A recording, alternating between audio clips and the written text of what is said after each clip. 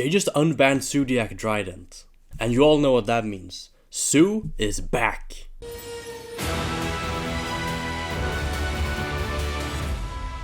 Starting with the main deck, I have 2 copies of Zoodiac Whiptail. In this deck I'm utilizing a K9 package, so I have less of the Zoodiac monsters. Thus I'm only playing 2 copies of Whiptail and 1 of the others, which are 1 copy of Zoodiac Fourblade, 1 copy of Zoodiac Ramram, and 1 copy of Zoodiac Ratpier. As Barrage is now at 3 and is a powerful emergency teleport type of card, I wanted to have enough names so even when I get into grind games, I can always summon a Zoo from my deck with its effect. I'm also just trying to draw the Zoos. I think these cards are still pretty good in Yu-Gi-Oh! There are ways against a Yummy endboard, for example, where they can only activate cards if you activate cards. Or if you put 2 cards on the field, they can bounce them with surprise. As such, if you can summon a Zoodiac, overlay into Borbo, attack directly, stack a bunch of Exceeds and make a Zeus, and just wipe the entire field, you can then play in main phase 2. And okay, maybe you don't need to stack all the Exceeds, so you can keep like a Drident and another Zoodiac Exceed. So if you have Barrage to extend, you can still end on Drident and just pop their normal summonable Yummy. And the reason why this works is because Zeus is now once per turn. So as long as you have a Zoodiac, you make it into an Exceed, you swing, you overlay 2 more Exceeds, and then the Zeus. Now you have 4 materials. So even through their Arclight negate, you can just chain the Zeus again and blow up their field. And you did all of this with 1 card in a battle phase. Additionally, just ending on a Drident is actually not that bad. There's also some ways that the Zoodiac deck can help make the K9 deck even better, but we'll talk about that later. So yeah, this is the ratio for the Zoo monsters that I decided to main deck. Then I also have 3 copies of Zoodiac Barrage. If you didn't play at the time, you might not think that Barrage can actually pop itself to summon, as continuous and field spell cards generally have to stay on the field if you actually want to resolve their effects. For example, if you activate Fire Formation Tenki and your opponent chains MST to this, you do not get the search, because continuous cards have to stay face up on the field to resolve, otherwise they just resolve without effect. However, Barrage can actually pop itself, and still resolves to summon a Zoodiac. But you can also pop other cards, and have a continuous once per turn emergency teleport from your deck. It is quite wild they put this card to free and unbanned Drident in the same ban list. As in Tri-Zoo format, it even got so bad that they had to ban this card after they banned Drident. Comparing that to Yu-Gi-Oh in 2025, it feels quite unreal. Then I have 2 copies of Fire Formation Tenki. I'm only playing 2 copies of Tenki because it is once per turn, and it's just another way to access your Zoodiac monsters. I don't think this card is particularly needed at all, but I am playing 2 of it because it does pair so well with Barrage, in that if you Barrage pop Tenki, you have a guaranteed summon for the next turn. Additionally, if you draw Tenki with either Barrage or any Zoodiac name, it is technically the best one, unless they have a way to stop it, because then you can guaranteedly go through Fourblade and discard a card, which allows you to turn essentially one of your dead cards into a draw 1. But that's it for the Zoodiac engine. It is quite small, in just these 10 cards, and there was some consideration of playing Pure Zoo as well, but the Pure Zoo deck is very much just a Zeus deck. It just doesn't do much else than that. And for those of you who didn't play back then, saying back then for 2020 feels kinda crazy, but the Zeus deck was actually a real thing in late 2020. You basically played just the Zoodiac cards that were allowed, which was just 1 Barrage and all the names. You played Pot of Desires. I remember we played Strikers in the deck as well. It started with just Eagle Boosters, so you could make Zeus in the EMC, and you could booster this to save it against something like Eldritch when it tried to pop it. And then it shifted to playing Widow Anchor as well, and even the 1 Engage that eventually got unbanned and put to 1. Other than that, the deck just played Hand Traps, Solemn Strikes, Cosmic Cyclone, whatever non-engine was good at the time, and it was actually a real contender.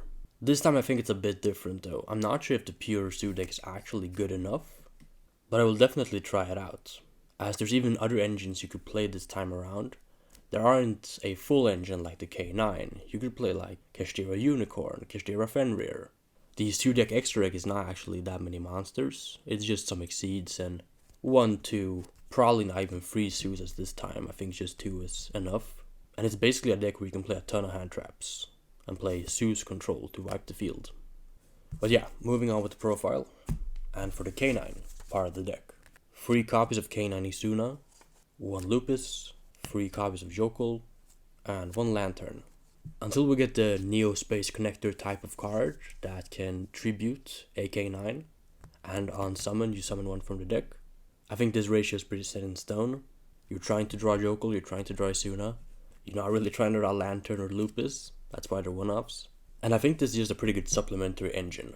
Whilst your opponent will not really hand trap your Zoo deck, as you're not really doing a full combo, this is just an additional hand trap, as well as Lupus, I suppose. And the Yugioh can just allow you to make your end board that much better. And then to search them out, I have 3 copies of a case for K9, as well as 1 forced release, of course. So not only is case a Rhoda, but also when it dies, you can set the quick spell from your deck to your field, or even grave to your field. As such, if you open case and barrage, you can start with your K9, and then you can use barrage to pop your Yugioh, and then Lantern bring it back. As such, you can then enter into your rank 5 play, even if you just opened case for K9, which otherwise wouldn't be a 1-card starter, but thanks to barrage it actually becomes one. And the barrage is not to be scoffed at either. It allows you to summon a Drident, which against Yummy for example, can be used under summon to just remove it. As such, you now have 2 ways to just clear their monster, as the case for K9 will set a force released. With these 2, you can add follow-up in another case for K9 with Lantern, and you can overlay these 2 into a Ripper.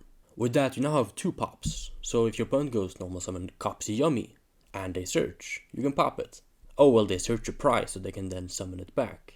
Well, you pop it. And that does not factor in any non-engine you also play. If they just open with normal summon Cookie, and you pop that, they have to hard draw the surprise. Or they have to hard draw something like Obedience Schooled, or Engage, or maybe Thrust and Search Obedience School. But even then, they still have to overcome your field and the bodies you can create next turn. In that you still have a case for K9 that you added off Lantern. You have Barrage, because you use this to pop the case for K9, so you still have the Barrage on field. And with the rank up you make Werewolf, which is also a hand rip, until their end phase. So the board can actually be quite formidable. But that's it for the K9. And for the non-engine, I have a lot of hand traps. 3 copies of Mulcharmy Fuvalos, 3 copies of Nibiru the Primal Being, 3 copies of Ash Blossom and Joyous Spring, 2 copies of Ghostbell and Haunted Mansion, 2 copies of Ghost Ogre and Snow Rabbit, 3 copies of Infinite Impermanence, and then I also have 1 Talents and 1 Called By, which aren't hand traps, but they're still pretty good non-engine. Called By can negate 5 mana, or Arclight, and Talents just a pretty good all-around card. The Zoodiac cards are pretty good at forcing your opponent to act, in that you have access to Zeus or Drident, which kind of forces your opponent to do something. But that is it for the main deck. It is 40 cards. For the extra deck, I have 1 copy of SP, 1 Zoodiac Borbo. I collect original print Zoodiac misprints. If you have access to any, let me know, I might want to buy them. 1 Hammer Kong, 1 Tiger Mortar, 1 Shaka 9, and 1 Drident. Then for the K9 Exceeds, I have Valon, 1 number C101, 1 Nash Knight, 1 Ripper, 1 Chaos Nash Knight, 1 C107, 1 Werewolf, 1 Typhon, and 1 Zeus. That's it for the extra deck. For the side deck, I have 3 copies of Droll and Lockbird. Still a pretty good hand trap. We likely won't be seeing as much Mitsurugi Raisil, but the deck separated will still be playable. Some type of Raisil variant that maybe hand rips you, or just pure Mitsu are still very good decks. Then I have 3 copies of Mulcharmy Meowls, 2 copies of Retaliating Sea, 3 copies of Fantastical Dragon Phantasma, 1 Solemn Judgment, and 3 copies of Solemn Strike. That's it for the deck profile. If you guys are as hyped as I am to play with Zoodiac once again, let me know in the comments what you think about this deck, and what other types of Zoodiac might be playable. Currently I'm testing K9 Zoodiac, Pure Zoodiac, and Lunalight Zoodiac, and I think the Lunalight deck might be the best one. But until then, thank you for watching, and have a good rest of your day. If you enjoy my content, make sure to also subscribe to my second channel, linked in the description box down below. There I'll be posting more personalized and exclusive content.